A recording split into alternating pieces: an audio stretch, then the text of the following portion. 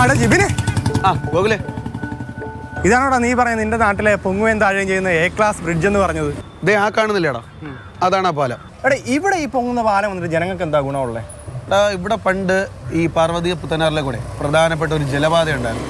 അപ്പോൾ കഴിഞ്ഞ കുറച്ച് കാലങ്ങളായിട്ട് ഈ ജലപാതയൊക്കെ തന്നെ മാലിന്യങ്ങൾ ഒക്കെ ഈ പാർവതി പുത്തനാറിൽ നിറഞ്ഞ് ഇതൊരു നിർജ്ജീവമായി കിടക്കുകയായിരുന്നു. അപ്പോൾ വീണ്ടും ഇവിടെ ഈ ജലപാത വരികയാണ്. അപ്പോൾ നമ്മൾ ഈ കാണുന്ന പാലമില്ലേ, ഈ പാലം കയറി ഇറങ്ങുന്ന ബൈപ്പാസ് റോഡിൽ നിന്ന് ഈ പാലം കയറി ഇറങ്ങുന്നതെന്ന് വെച്ച് കഴിഞ്ഞാൽ കരിക്ക ക്ഷേത്രത്തിലാണ്. അപ്പോൾ എപ്പോഴും ഈ വഴി ആളുകളും വണ്ടികളൊക്കെ തന്നെ ഉണ്ടാവും.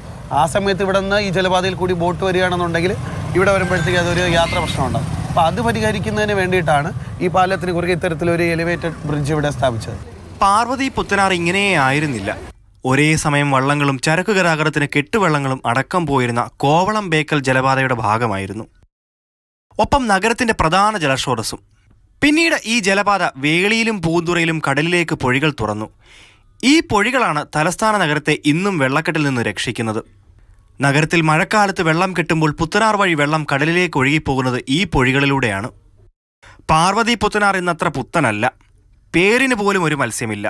എടാ അപ്പൊ ഈ പാർവതി പുത്തനാറിന് ഇത്രയും ചരിത്രം ഉണ്ടല്ലേ? പിന്നില്ലാതെ ഈ 1824 റാണി ഗൗരി പാർവതി ബായിയാണ് ഈ ഒരു ജലപാത സ്ഥാപിച്ചത്. കുട്ടിക്കാലത്ത് ഇവിടെയുള്ള ജനങ്ങൾ മൊത്തം ഈ കുളിക്കുന്ന ആറ്റിൽ നിന്നാണ്. നല്ല തെളിച്ചമുള്ള വെള്ളമാണ്. ഒരു കോയിനൊക്കെ ആറ്റിൽ വീഴുന്നു കഴിഞ്ഞാൽ എടുക്കാൻ പറ്റുന്ന രീതിയിൽ തെളിച്ചതാണ്. ഈ പണ്ടത്തെ ആൾക്കാർ പറയുന്നത് കേട്ടിട്ടുണ്ട്. അതായത് ഇത്രയും കണ്ണുനീര് പോലത്തെ ഒരു ജലവും അതുപോലെ തന്നെ വെള്ളത്തരി മണലുകളൊക്കെ ആയിരുന്നു ഈ പാർവതി പുത്തനാറിൽ. പക്ഷേ നീ ഇത് ഇപ്പോൾ ഇങ്ങോട്ട് നോക്കിക്കേ, അത്തരത്തിൽ എന്തെങ്കിലും ഇവിടെ കാണാൻ പറ്റുന്നുണ്ടോ? എൻ്റെ അപ്പൂപ്പൻ്റെ കാലത്തൊക്കെ ഉള്ളതാണ്. അന്ന് ഇത് കണക്ക് ഈ തൊണ്ട് വെള്ളം വയ്ക്കൊണ്ടിരുന്നത്. നമ്മൾ ആ വെള്ളം കുടിക്കാനും ആഹാരം കഴിക്കാനും ഞങ്ങൾ ഈ വെള്ളമാണ് പണ്ട് എടുത്തുകൊണ്ടിരുന്നത്. നമ്മൾ അച്ഛൻ്റെ അമ്മയൊക്കെ എടുത്തുകൊണ്ടിരുന്നത്. ഇപ്പോഴെന്ന് വെച്ചാൽ ഈ ആറ് പുരോഗമിച്ച് വന്നപ്പോൾ പായലും വേസ്റ്റും അതും ഇതൊക്കെ കൊണ്ടിട്ടാണ് ഈ ആറിൻ്റെ നശിപ്പിച്ചത്. അല്ല ഇതുവഴി ഇനിയിപ്പോൾ കപ്പലോ വള്ളമോ ഒക്കെ എങ്ങനെ പോകും? എടാ അതാണ്, അതായത് ഈ വരുന്ന 20-ാം തീയതി ഈ കാണുന്ന പാലത്തിൻ്റെ ഉദ്ഘാടനമാണ്. പക്ഷെ നമ്മൾ ഈ പാലത്തിൻ്റെ അപ്പുറത്തെ സൈഡും ഇപ്പുറത്തെ സൈഡും ഒന്ന് നോക്കിക്കഴിഞ്ഞാൽ എല്ലായിടത്തും ഇപ്പോഴും ഈ മാലിന്യങ്ങളും കുളവാഴികളും ഒക്കെ നിറങ്ങിയിരിക്കുകയാണ്.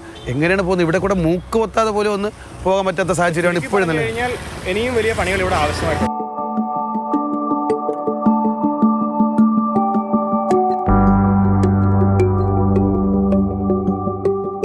അതുപോലെ നേരത്തെ ഞാൻ പറഞ്ഞില്ലേ, ഇത് ഈ കാണുന്നത് പോലെയായിരുന്നു ഒരു കാലഘട്ടത്തിൽ പാർവതി പുത്തനാർ.